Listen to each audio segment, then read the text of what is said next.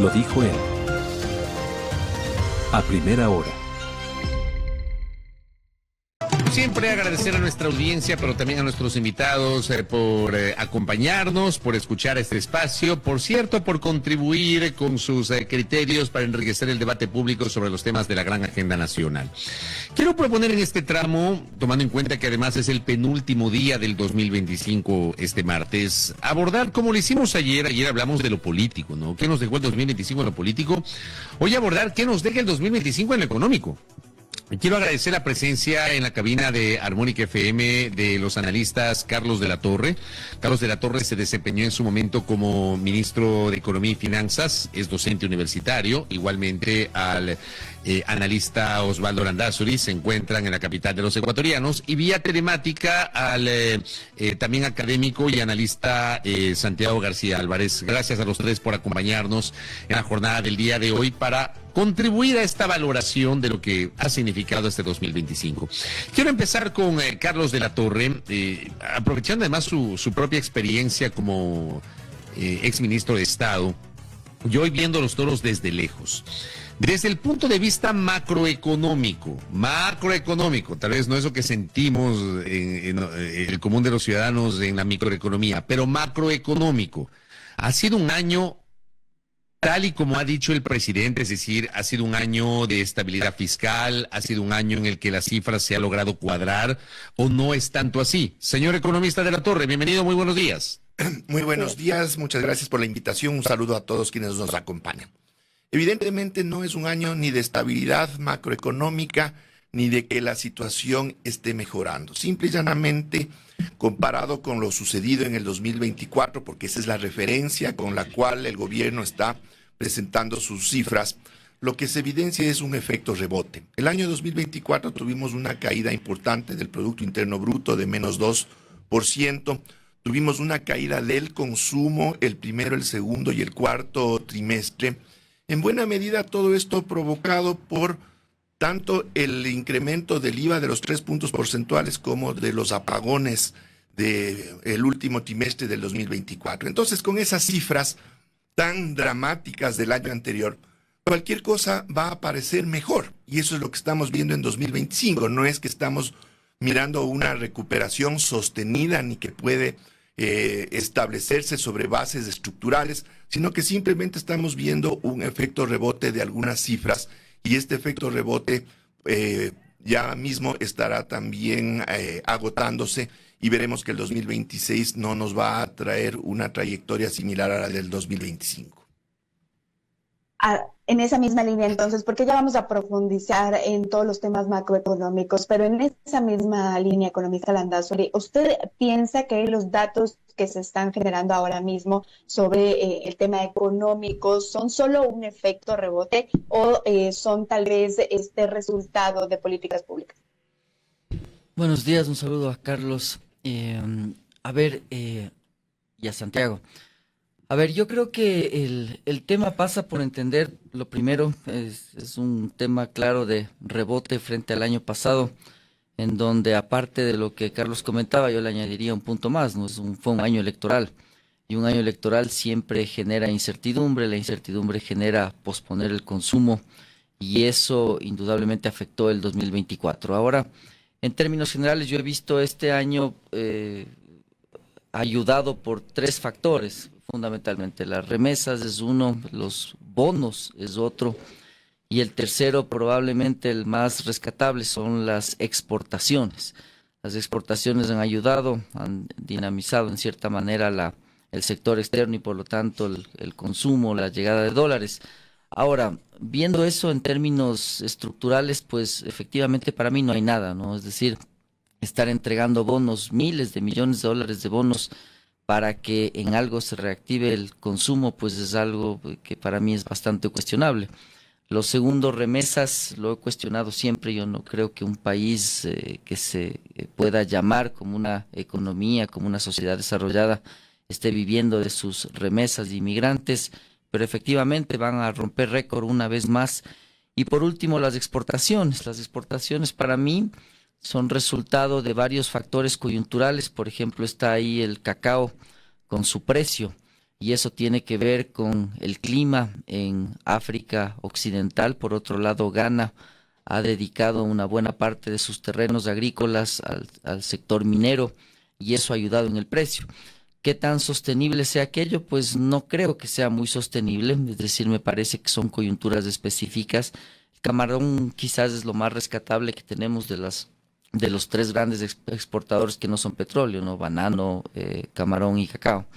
En esa línea, pues efectivamente no veo nada estructural, no veo nada que se pueda sostener en el tiempo y probablemente lo que vamos a ver el año que viene es un año complejo, con bastante pago de deuda, con la factura política de lo que vivimos durante este año, fundamentalmente la consulta popular, y eso va a hacer que el ecuatoriano sienta quizás más profundamente lo que está sintiendo ahora, ¿no? Y es que la microeconomía, es decir, su empleo, su liquidez, no mejora. La seguridad es otro factor determinante para definir lo que es el Ecuador en términos económicos.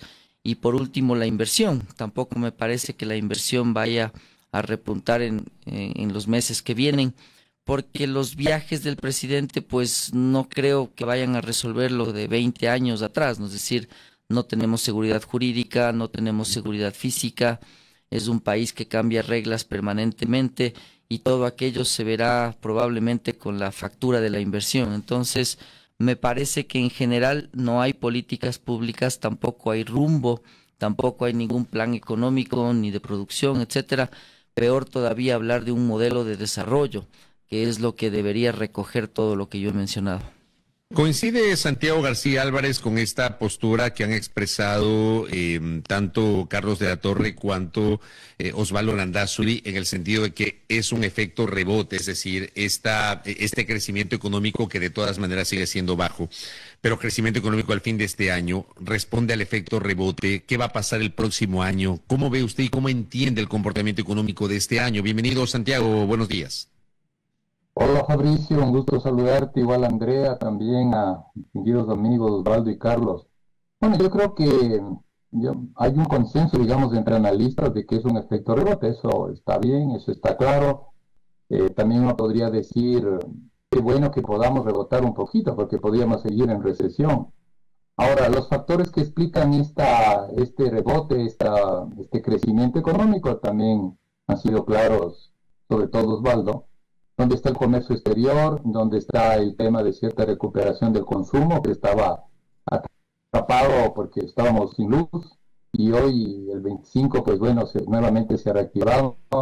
Algo se ha reactivado la inversión nacional, eso lo sabe Osvaldo. En fin, entonces hay un cúmulo de factores finalmente que están interviniendo en este rebote económico. Ahora, creo que el criterio más importante es, vamos cerrando el año, y tenemos que ir pensando ya en el 2026. ¿Qué dinámicas pueden acompañar para sostener este crecimiento económico? Ya tenemos la cifra, voy a repetir la cifra del Fondo Monetario Internacional, puede llegar a un crecimiento del 2.2, pero en este momento, si el 26 crece 2.2, ya me estoy comparando con un Producto Interno Bruto más alto, es decir, producto del rebote del 2025, y tendríamos un 2.2. No quiero decir que sea suficiente, es que ahí mi discurso es, este 2026 debe sostenerse de alguna manera este crecimiento económico, para lo cual se requiere 4 puntos. Y creo que los economistas nos estamos solo quedando en el tema fiscal. Sin duda es un tema que hay que resolverlo, hay que manejarlo de la mejor manera. 2, hay que trabajar mucho en el tema financiero, si hay tiempo lo quiero explicar. Es fundamental reactivar el crédito. Ustedes acabo de oír publicidad y promoción de una importante cooperativa. Eso es lo que hay que hacer. Hay que fortalecer el crédito que llegue a las bases productivas. 3, Ecuador, Fabricio, tiene un potencial de 11.000 millones de inversiones. No lo digo yo, lo dice la Secretaría de Inversiones bajo contratos de APP, carreteras, puentes, el tema eléctrico, el tema también portuario, 11.000 millones. Pero de esos 11.000, ¿cuánto ha avanzado? ¿Cuánto ha avanzado ese potencial de inversiones que acaba de citar usted, nada, Santiago? Casi nada. ¿Por qué? Porque estoy citando, yo hice la investigación y tengo el detalle de los proyectos, en detalle todos los proyectos de alianza público-privada. Que dicho sea de paso, el presidente Noboa al iniciar sus funciones en noviembre del 23, en diciembre se aprueba la ley de eficiencia económica. Y la ley de eficiencia económica, si la ley tiene 100 hojas, voy a ser muy gráfico, 50 hojas y disposiciones vinculado a la alianza público-privada. Ahí intervenimos alguna gente que reclamábamos un nuevo marco jurídico para las alianzas público-privadas. Para que la gente me entienda, el aeropuerto de Quito se hizo con una alianza estratégica. Creo que se entiende perfectamente. Si el municipio no tiene plata, pues bueno, había que recibir la inversión de equipo. Entonces, así sucesivamente, hay mucha potencial en el Ecuador para avanzar en alianza público-privada. Tiene una nueva ley, hay una Secretaría de Inversiones y ahí sí hay que ser críticos. Yo no sé dónde está hoy, dónde la refundieron. Pero de todos modos, el mensaje es eso, hay que hacer ese trabajo para que el 2026 hablemos de un crecimiento un poco más sólido. Y finalmente termino, yo dije 4 factores, Fabricio. El otro es el fortalecimiento del sector exportador. Va a haber incremento de importaciones, y soy de los economistas que no cree que las importaciones son malas.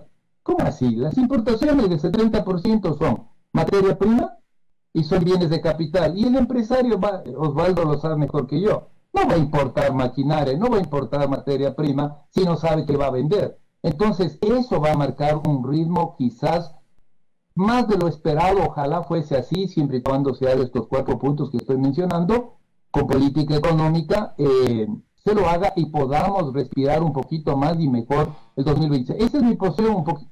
Yo estoy de acuerdo, es rebote, yo creo que no hay un programa económico estructurado.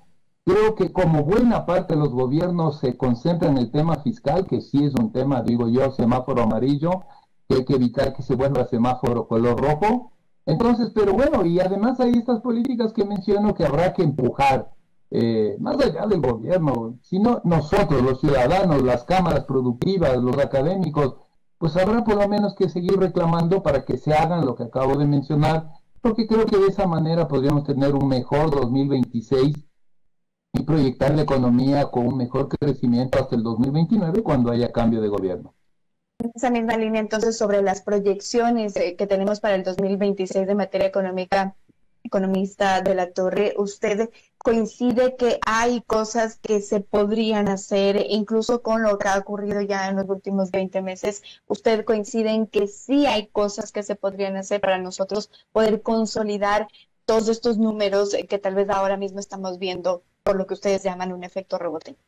Evidentemente, se deben implementar acciones concretas que vayan justamente a generar estos elementos estructurales que le garanticen un crecimiento a la economía que sea sostenible en el largo plazo. Pero ¿qué es lo que vemos en este momento? ¿Existe alguna política agropecuaria para impulsar ese espacio de la economía nacional? No.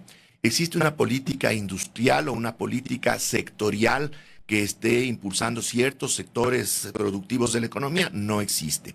Existe una política monetaria y financiera en un contexto en que sí está creciendo el crédito, pero es el crédito de consumo y el tarjeteo de las personas que ahora compran en el supermercado con la tarjeta de crédito y que tenemos ya un índice de morosidad bastante elevado. ¿Existe una política para poder aliviar esa situación de sobreendeudamiento? No, no existe.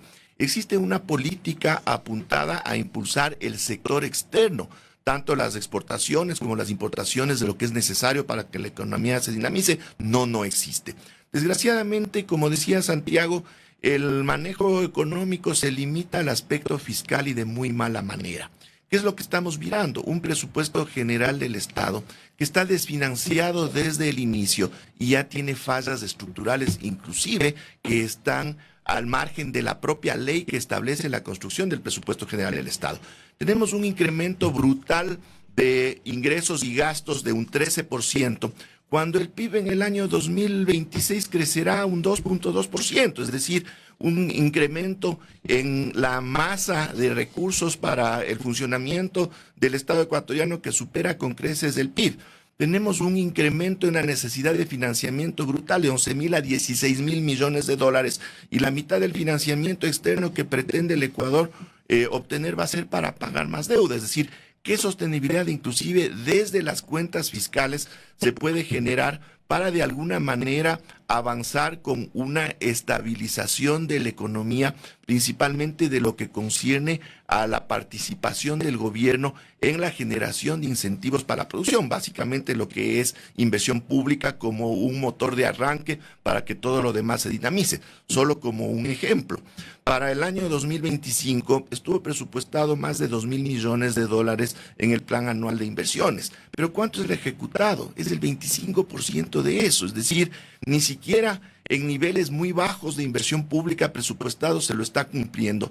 Entonces, desde esa perspectiva, ¿cómo se pretende reactivar la economía para que ésta, como digo, pueda sostenerse en el largo plazo a través de políticas productivas sectoriales? Usted habla de necesidades de financiamiento, Carlos, de entre 11.000 y 16.000 millones de dólares, y de eso la mitad se financia con deuda externa y la deuda para pagar más deuda. ¿Cómo solucionamos eso? Porque creo que esa es la pregunta del millón sobre la cual hay diferentes respuestas, pero no sé si hay una sola receta, economista de la Torre. A ver, desde la perspectiva estrictamente fiscal, a ver, ¿qué es lo que se tiene que hacer? Se tiene que cobrar bien los impuestos que existen. Pero ¿qué es lo que pasa si el presidente de la República aprovecha de una ley que luego es declarada inconstitucional para eliminarse una buena parte de una deuda de una empresa familiar? Entonces, desde esa lógica, ¿qué es lo que estamos viendo inclusive desde noviembre del año 2023?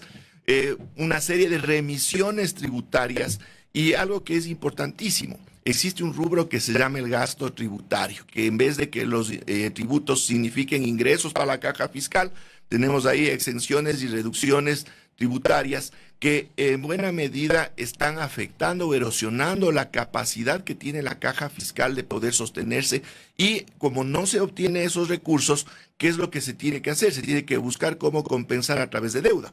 Y lo más grave de todo es que tanto la Constitución como otras leyes conexas establecen que el endeudamiento per se no es malo, si es que éste se utiliza para inversión pública, es decir, si con el endeudamiento se construyen más carreteras, se construyen hidroeléctricas, escuelas, hospitales, etcétera.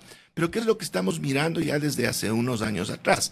El endeudamiento público principalmente está dirigido a cubrir gasto corriente, y los organismos multilaterales nos siguen entregando recursos que entren en esta dinámica perversa que se genera precisamente porque por el lado de los ingresos no se está recaudando lo que se debería recaudar. Estamos hablando de un gasto tributario en total de unos 7.000 millones de dólares, de los cuales podrían aprovecharse unos 2.000 o 3.000 millones a través de estas exenciones dadas a dedo. Y ahí tenemos ya un elemento importante que podría apuntar a las finanzas públicas sin tener que obligarnos a un endeudamiento tan alto, que desgraciadamente la mitad de ese endeudamiento tendría que venir de las arcas del IES y la otra mitad de financiamiento externo que todavía no está definido. Es decir, en el fondo ni siquiera vamos a obtener ese financiamiento para poder sostener este nivel de gasto 13% más alto que el del 2025, y la consecuencia va a ser subejecución presupuestaria y en última instancia lo poco que se establecía desde la gestión fiscal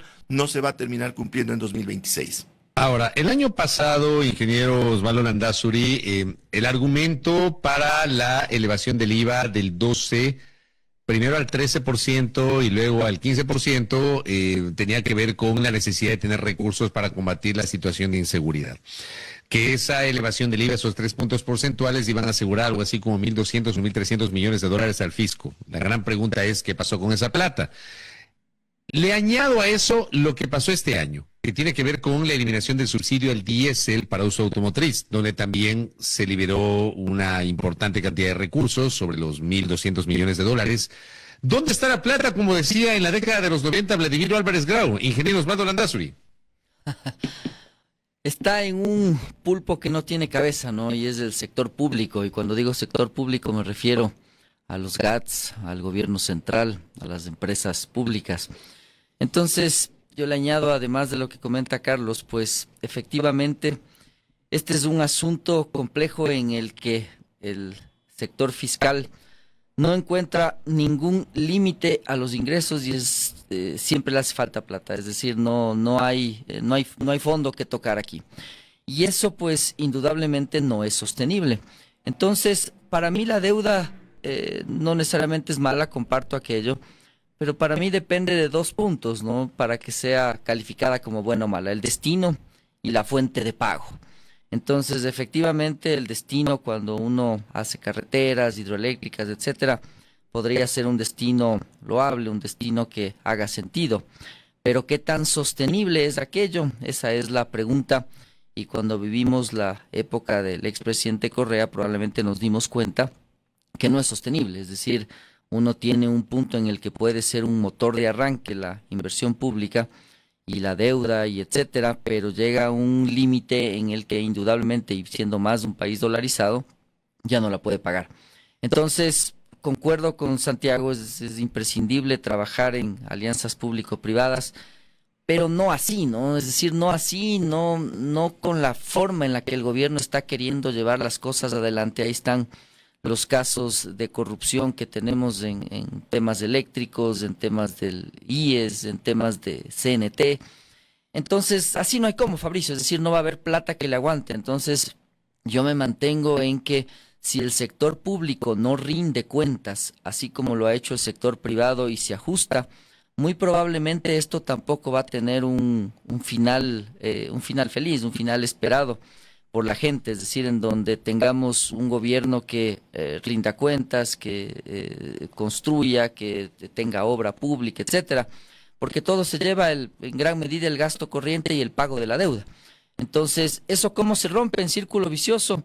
Pues para mí, primero, con un gran proceso de rendición de cuentas, de auditoría, que es absolutamente necesario. Yo he pedido, y lo he dicho, usted recordará, Fabricio, que yo decía, el tema del diésel, yo lo hubiera canjeado por inversión. Yo decía, sí, siempre y cuando 1 centavo una escuela, 2 centavos sea una carretera, exagerando un poco. Pero eso se puede hacer en el mundo real, o es idealista si uno compara esto que está proponiendo con la necesidad fiscal. Lo que pasa es que indudablemente no, o sea, en el Ecuador eso no va a pasar, pero en algún momento uno tiene que tratar de romper ese círculo vicioso, porque de lo contrario, usted sube impuestos o cobra más impuestos o haga lo que quiera con los ingresos, no le alcanza.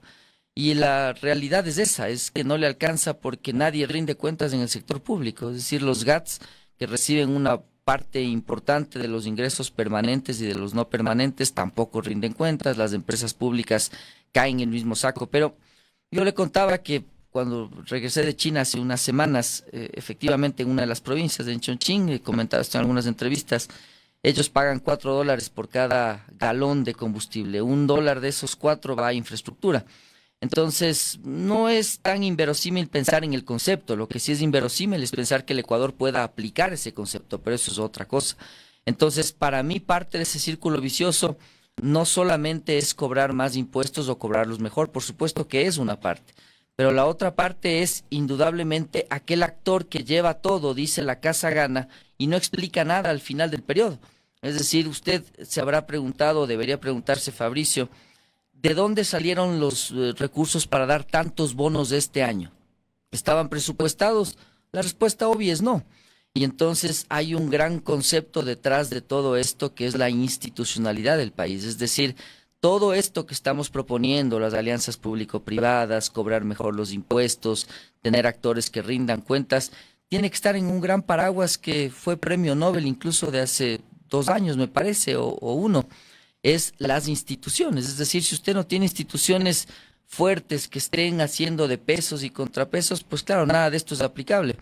Ahí creo yo que he topado algunos temas en los cuales usted rompería este círculo vicioso. Resumiendo, sería rendición de cuentas del sector público y por lo tanto eficiencia de ese gasto como un tema fundamental, cobrarlos mejor los impuestos, por supuesto, estoy de acuerdo, entendiendo que el grueso de ese gasto tributario es la canasta básica, pero aún así, yo no sé si sean 2.000, pero por lo menos 1.500 millones, sí habrá cómo trabajarlos en términos de cobrar mejor, recaudar mejor.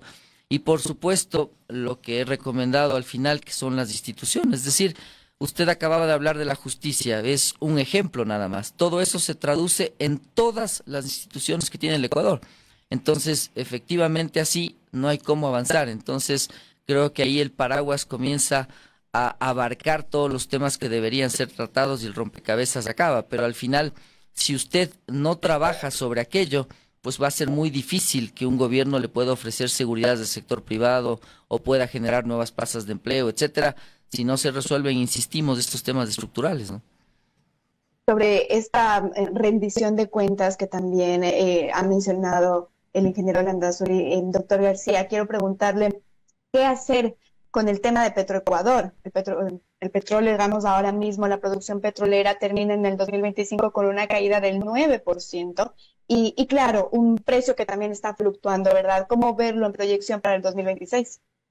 Yo creo que ese es un tema súper importante, Andrea, y bien que lo plantea.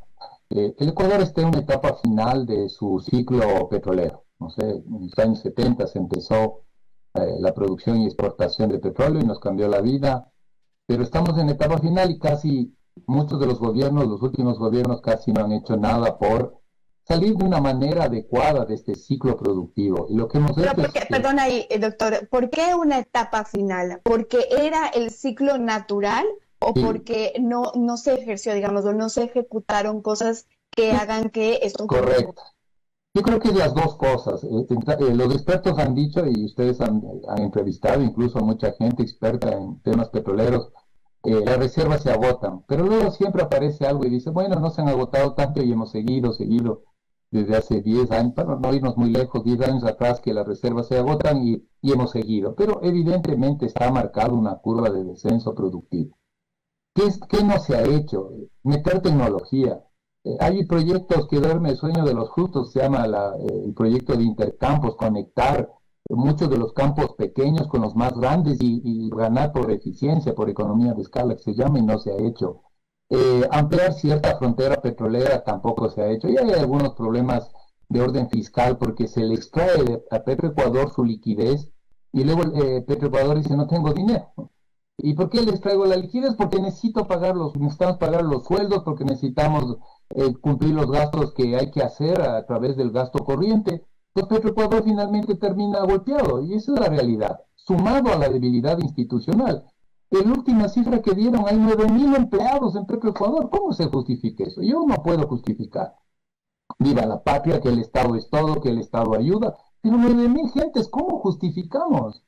Entonces, es un cúmulo de errores, un cúmulo de circunstancias, de compromisos políticos, pero al final no se piensa en el país y la producción petrolera, como digo, está en declive. Mis cálculos que he hecho en la proforma del 2026, no me voy a ir lejos, en la proforma de este 2026, aprobado por la Asamblea Nacional, eso era lo que había que discutir, no cuestiones mínimas. También la gente y la oposición se pierde discutiendo vainas que no sirven para mucho. ¿Qué había que discutir? En la proforma se puso 450.000 barriles diarios de petróleo. Para que las cuentas más o menos funcionen fiscalmente, se requiere que al menos el 2026 se produzca 30.000 barriles más. Entonces de ahí sí ya viene la pregunta al gobierno, ¿qué va a hacer? Necesitamos que, no a finalizarles del 26, necesitamos el primer trimestre que funcione los 30.000 más. Y ahí están paradas las licitaciones, ahí coincido con mis dos amigos, o sea, es la política, bueno, ya vendrá, ya mismo pasa, serios problemas también. Doctor, perdón, ¿cuán difícil es eso, 30.000, como para bajarlo un poco más y entenderlo? 30.000 barriles. Adicionales. Es equivalente más o menos a lo que se perdió, o lo que hay que reducir, porque el pueblo ecuatoriano dijo que hay que quitar el Yasuní TT. Yo estoy de acuerdo que había que no producir en el Yasuní TT, pero de una forma razonable. No, inmediatamente quitemos el Yasuní TT. Mire que se requieren, la información dice 2.000 millones en esta pobreza. ¿Dónde conseguimos 2.000 o 1.500 millones para reducir a cero el ITT? En fin, ya son decisiones y la política pública tiene que actuar. Mejorar a la institución llamada Petroecuador, despolitizarla, hacer una corporación como empresas petroleras, la colombiana, la brasileña, puede incluso cotizar en bolsa, buscar financiamiento internacional. Ya nos quejamos de que no hay, el endeudamiento va para gastos que no deberían ir. Ya, pero acá debería venir endeudamiento para producir más desde el lado estatal. Me parece que no hay opción, tienen que sacar adelante las licitaciones que fueron convocadas del último trimestre de 2026. No se conoce nada, se conoce muy poco, no creo que se esté avanzando. En fin, a eso sí ya es falla de gobierno, ahí no hay vuelta que dar, ¿no? O sea, no nos culpen a nosotros, lo que hay que decir es gobierno, ¿qué pasó? En fin, entonces el tema petrolero me parece que es un tema súper ¿cómo decirlo?, prioritario la recuperación de la inversión. Y ahí me asombro, porque también estas cosas no se discuten bien, porque parecería que el Ecuador no tiene ninguna experiencia legal en hacer contratación petrolera. Hemos pasado por contratación, por participación, por prestaciones, todo sabemos, todo. Y no somos capaces de implementar los proyectos, porque la Constitución dicen que no sirve, porque no sé qué, o sea, pura cosa fuera de lugar. Al final del día hay que trabajar bien para, insisto en la idea, el tema fiscal este rato tiene un color amarillo, para ser muy gráfico. Hay que hacer lo que haya que hacer para que no se convierta en una cuestión de semáforo rojo. Y ahí no salimos ganando nadie. Eso es lo que estoy intentando. Más allá de este gobierno o otro gobierno, los gobiernos son efímeros, pasan. Los que nos quedamos al final del día somos nosotros, la gente, los jóvenes que necesitan empleo, las construcciones, etcétera, etcétera. Entonces, con esa visión, creo que sí habrá que entrar a la carga los primeros días de enero y reclamar esta política petrolera, que, como digo, para mi modo de ver, incluso para que las cuentas fiscales no se descalabren más de lo complicado que ya estén, esos 30.000 me parece sí o sí. Eso es mi visión, y quisiera comentar el tema de lo que dijo Carlos. Claro que hay que cobrar más impuestos, pero aquí tengo el dato de lo que es el gasto tributario. El gasto tributario es que aquellos impuestos que no se cobran. Pero Carlos, mira, el gasto tributario suma 6.000 millones, 6.600 millones, qué loco, eso es altísimo. Pero el gasto tributario en IVA es 4.000 millones, ahí no vamos a topar, y ahí hay una injusticia. Soy gerente de la empresa petrolera, voy al supermercado y los huevos y la leche pago 0 IVA. Va Juan Piguado y paga 0. O sea, también, ¿cómo movemos eso? ¿Qué significa el gasto tributario, Santiago? Santiago, ¿qué significa el gasto tributario?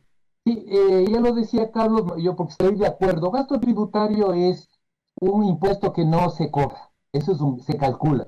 Por ejemplo, el IVA, tenemos 0 IVA en productos frescos. Pescado, carne, leche, todos.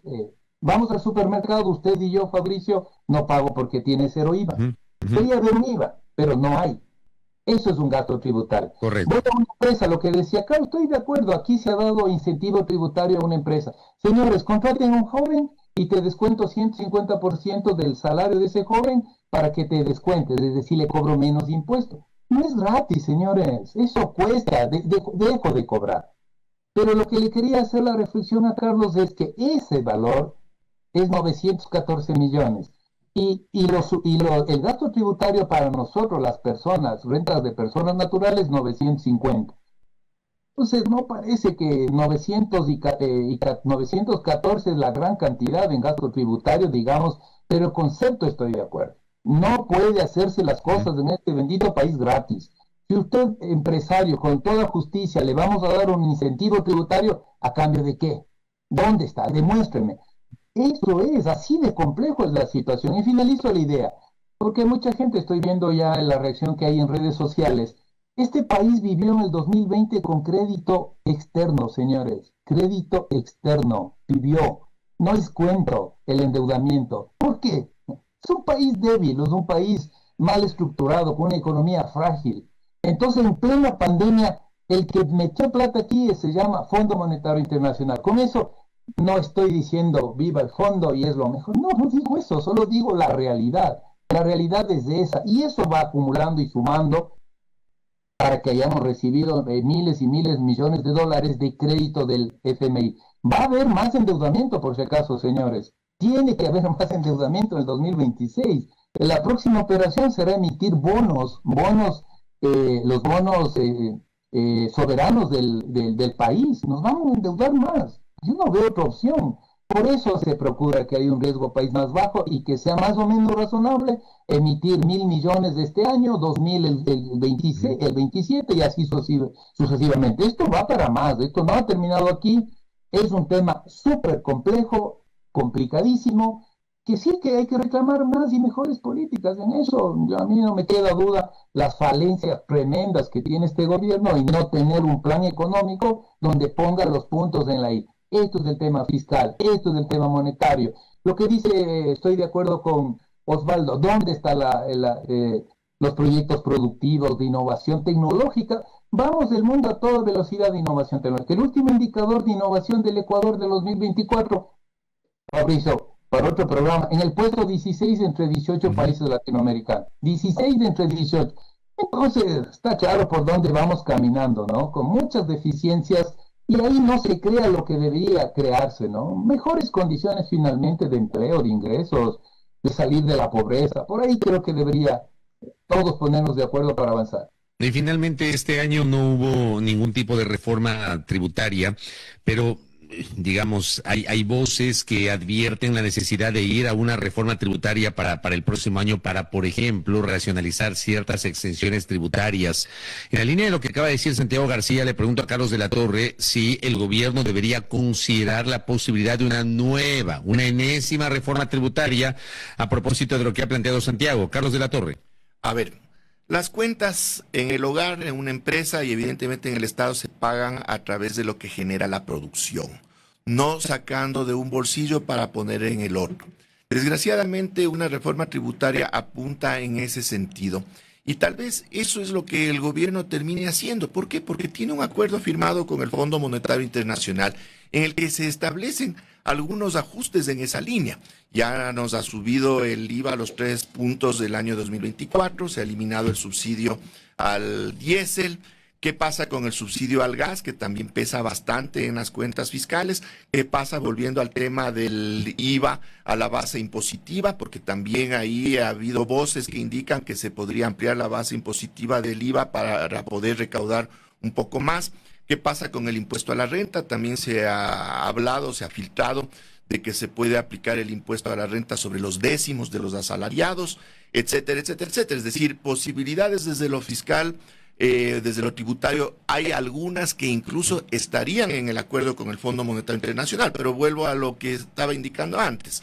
Sacar dinero de los bolsillos de la gente para sostener la caja fiscal y que esto no sea una cuestión que se derive de elementos estructurales, esto se vuelve también insostenible ya en el corto plazo. Ahora tenemos otro problema que no hemos mencionado todavía, es el problema del servicio de la deuda externa e interna en el año 2026. Resulta que con la renegociación que se hizo en el año 2020, la parte de los bonos soberanos, que es más o menos unos 17,000 millones de dólares, hemos pagado solo intereses, pero resulta que desde el 2026 tenemos que pagar ahora el capital. Eso significa 1,000 millones de dólares anuales más de deuda de lo que veníamos pagando.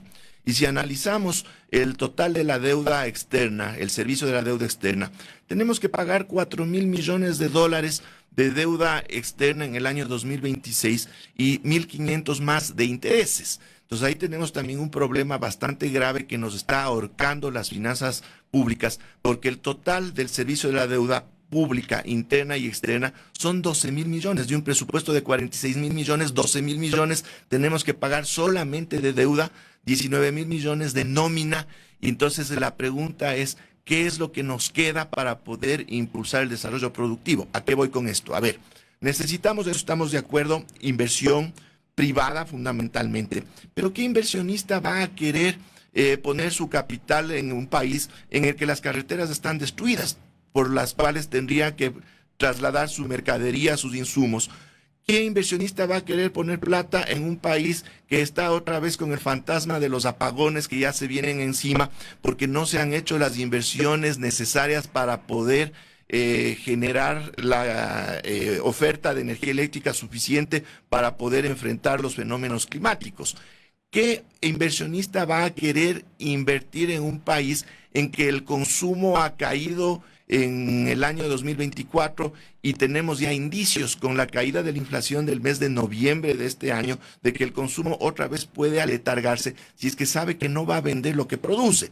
Entonces, si es que no vamos mejorando esas condiciones estructurales que vienen desde el financiamiento de la inversión pública, desde el gobierno, no vamos a poder generar tampoco condiciones para producir, y como decía, si no producimos no vamos a poder pagar las cuentas, y seguirle sacando del bolsillo a la gente el dinero para pagar las cuentas no es sostenible ni siquiera en el corto plazo.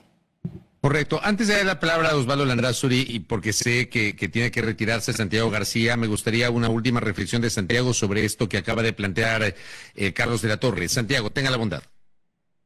Si puede activar el micrófono, Santiago. Disculpas, debo salir, pero creo que ha sido una conversación, Fabricio y Andrea, muy buena. Creo que se ha entregado información que es importante y discutir estos temas con la comunidad, con los ciudadanos, que no son nada fáciles, ¿no? Seguramente muchos dirán, pero bueno, este lenguaje macroeconómico es complicado. Yo creo que el concepto está bien. No veo yo en el corto plazo una posibilidad de una reforma tributaria. Y releyendo, porque me he pasado releyendo de acuerdo con el FMI y el último informe de este mes de evaluación de la economía y evaluación del crédito con el Ecuador, no parece que se empuje una reforma tributaria como tal. Me parece que todo va a empujarse hacia que haya mayor crecimiento económico. Para discutir en otro rato, Carlos, Osvaldo, ahí el FMI le califica y le pone un visto bueno, ¿no? En tema fiscal, visto bueno, adelante, sigamos. Porque ellos hacen los cálculos en función del PIB. Y el PIB, al momento que crece, entonces baja la proporción deuda-PIB, sube la proporción ingresos PIB, en fin. Entonces creo que la apuesta tiene que ser, yo ahí sí coincidiría en el sentido de que la apuesta tiene que ser mayor crecimiento económico en el 2026. O sea, sí porque sí, no hay otra opción. Pero haciendo lo que hemos dicho, lo que hay que hacer con el petróleo, hay que hacer con las nuevas inversiones eléctricas, hay que dar fuerza a la alianza público-privada. ¿Quieres de Puerto Seco en Santo Domingo de los Áchilas? ¿Queremos? Sí, señor, dale, a ver, ¿qué hacemos? Acá hay algunos proyectos para los quiteños muy importantes con alianza público-privada. Señores, hay que trabajar en eso. Luego el tema del comercio también no creo que uno pueda descuidarse. Me parece que hay que cerrar negociación con Canadá. Recautelando todo, llevando un buen diálogo, porque nos preocupa la contaminación de las mineras. Es legítimo esa preocupación. Claro que sí. Entonces eso tiene que estar claro en un acuerdo comercial con un país, una potencia mundial que puede comprarnos muchos productos y podemos traer también tecnología, en fin. Hay que cerrar la negociación con Japón, etcétera, etcétera. Entonces, Fabricio y Andrea, a mí me parece que el 2026 debería ser un año de recuperación más sólida, y eso se hace con política pública. Ahí sí no hay milagros, ahí tenemos que entender todos que esto se hace con política económica sólida, integrada una cosa con otros, no quedarnos de una sola cosa, avanzar. El FMI no da políticas productivas, señores. Entonces, ¿qué esperamos para que el Ecuador defina autónomamente sus políticas productivas? En fin, tantas cosas que decir. Muy agradecido por la posibilidad y esperamos en otra oportunidad. A usted, querido Santiago, gracias por conectarse con nosotros. Osvaldo Landazuri, ¿qué opina de una posible reforma tributaria? Bueno, yo sabía también que era parte de la agenda del Fondo Monetario, eran tres los temas: subir impuestos, el IVA fue una, los subsidios del otro y una reforma tributaria. Ahora, yo soy quizás menos optimista que Santiago en esa línea. Me parece, viendo ese presupuesto general del Estado, que algo van a plantear. O sea, no le veo realmente viable, sostenible a lo que se está planteando, y realmente la reforma tributaria podría ser un camino. Ojalá que no, y ojalá encontremos otra manera de hacer algo distinto, pero lo que yo sabía es que el Fondo Monetario estaba muy enfocado en este famoso concepto del gasto tributario, el impuesto que no se cobra, es lo que yo sabía. Ahora, indudablemente, hablando de una reforma tributaria, Fabricio, usted no puede tener una economía abierta que tiene ISD o que tiene ICES o que tiene un montón de impuestos que son distorsionadores en este modelo de desarrollo, en el modelo que más o menos se ha ido bosquejando, sobre todo desde los agroexportadores costeños. Es decir, se ve imposible competir con China, con Japón, con Canadá, que yo entre paréntesis le veo a ese acuerdo bien complicado después de lo de Cuenca. Es la información que yo tengo entre paréntesis. Pero lo cierto es que, claro, es una situación extraña en donde usted está combinando elementos que no van juntos. Ahora, por último, me parece que un tema que no hemos tratado aquí, que es absolutamente relevante, es que cuando usted mira ya los subsidios, se da cuenta que la mayor cantidad de este concepto está ahora en la seguridad social. Y por lo tanto yo no veo tampoco un futuro en el Ecuador sin hablar de leyes laborales, sin reconcebir este tema para generar empleo, porque no es solo un asunto de inversión, bien lo decía Carlos, Santiago. incluso bajo el supuesto muy poco consentido de que alguno se arriesgara a venir acá, pues otro elemento que va a decir, además de la inseguridad física que me parece que le faltó mencionar a Carlos, es también las leyes laborales, ¿no? Es decir, cuando uno se compara con otros países, se da cuenta que es muy poco competitivo y nuestras leyes no están entendiendo cómo el mundo está cambiando. La inteligencia artificial, el trabajo remoto, el poder contratar contabilidad en China, en Costa Rica, en la India, etcétera, le va a poner mucha presión, además de la que ya tiene internamente. Si a eso le suma el otro asunto que yo le veo estructuralmente una bomba de tiempo, que es la seguridad social, se da cuenta, claro, que ahí es donde se entiende otro de las aristas de este problema fiscal, ¿no? Es decir, sacar el 40% para la seguridad social mientras no genera un nuevo empleo y no hay nuevos aportantes, también es inviable. Entonces, me parece que nos dejamos de lado este tema en esta conversación, pero es un asunto absolutamente relevante, es decir, ¿qué seguridad social ve el país? Yo firmemente creo en los tres pilares que deben existir, el solidario, el tripartito y el individual. Pero en esa línea, claro, ¿cuál es yo he planteado, cuál es la función que tiene el IES? Para mí, claro, va a ser el actor, pero indudablemente para mí también tiene que competir. Es decir, así como hay 9.000 personas en Petroecuador, creo que hay 80.000 en la seguridad social, o 70.000, es una locura. Entonces creo que ahí ustedes se dan cuenta el punto que yo mantengo, ¿no? Es decir, así, con con esa falta de rendición de cuentas, con esas nóminas, con esa ineficiencia, claro, lo que usted tiene es que le pasó el subsidio al diésel, que es claramente un problema social complejo, en donde usted está subsidiando a los que más tienen en gran medida, le pasa esa ineficiencia al sector público, es decir, le da plata en cambio al que se roben las medicinas, a Progen, a la empresa esta austral para hacer más negociados. Entonces, claro, así no tiene viabilidad, no tiene sentido.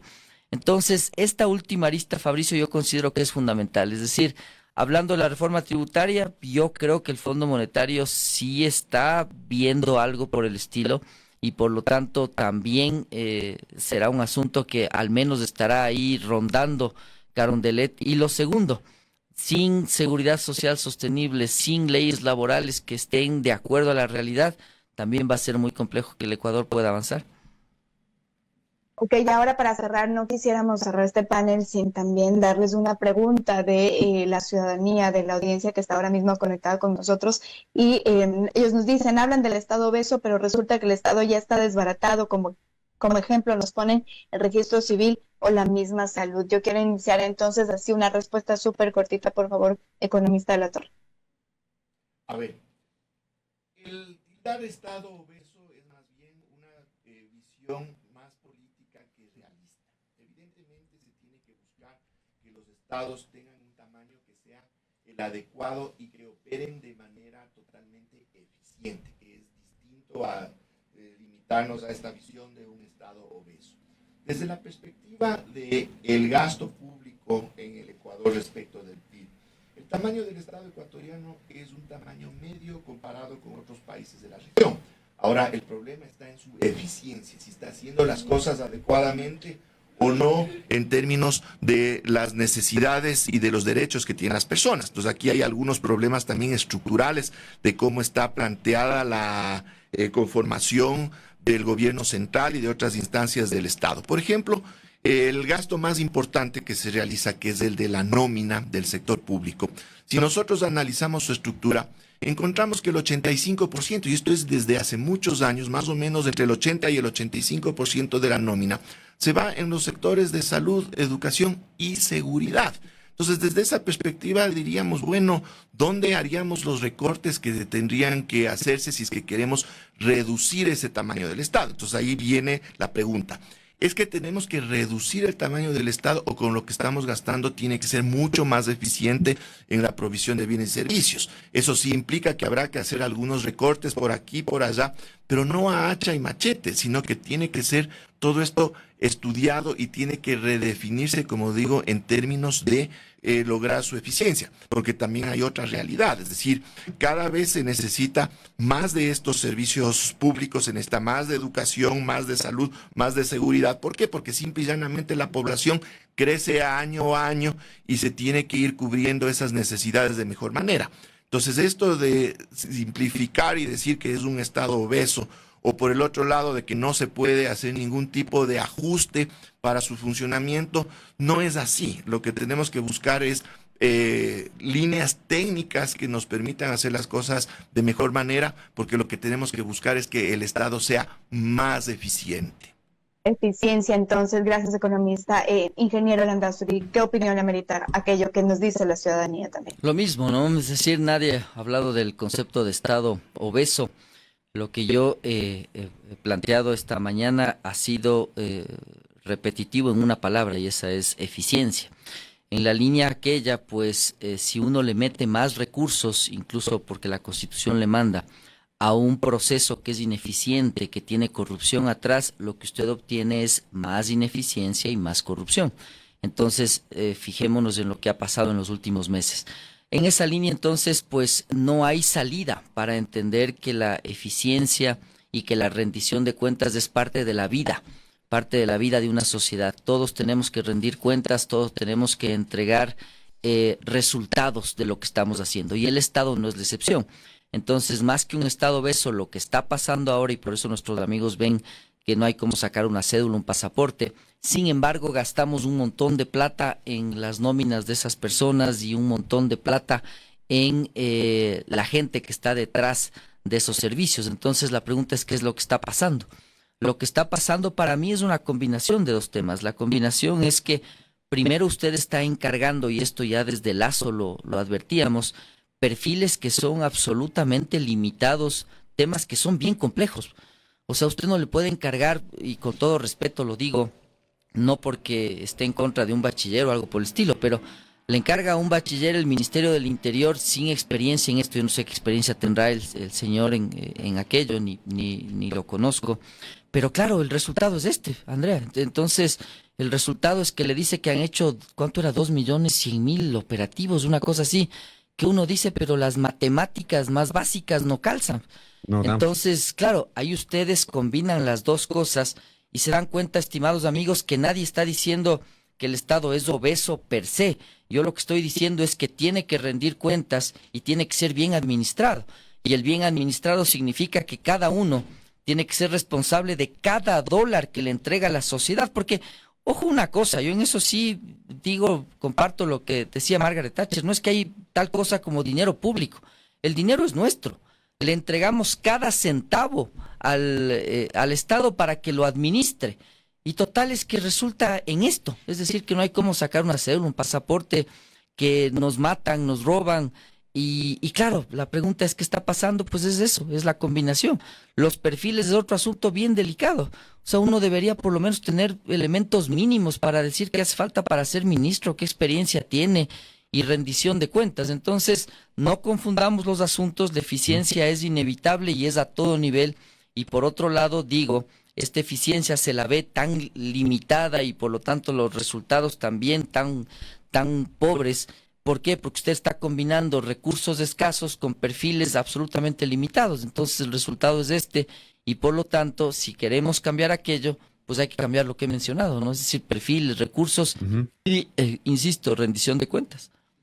Correcto. Quiero agradecerles a nuestros invitados del día de hoy, Santiago García, que ya estuvo en la primera parte de esta charla, a Osvaldo Landazuri y a Carlos de la Torre, que asistieron a la cabina de nuestro espacio. Les envío un abrazo y, por cierto, el sincero deseo de que 2026 sea un venturoso año, un buen año para nuestros invitados. Gracias a Carlos de la Torre, a Osvaldo Landazuri y a Santiago García. Primera plana. Todas las noticias, todas las voces.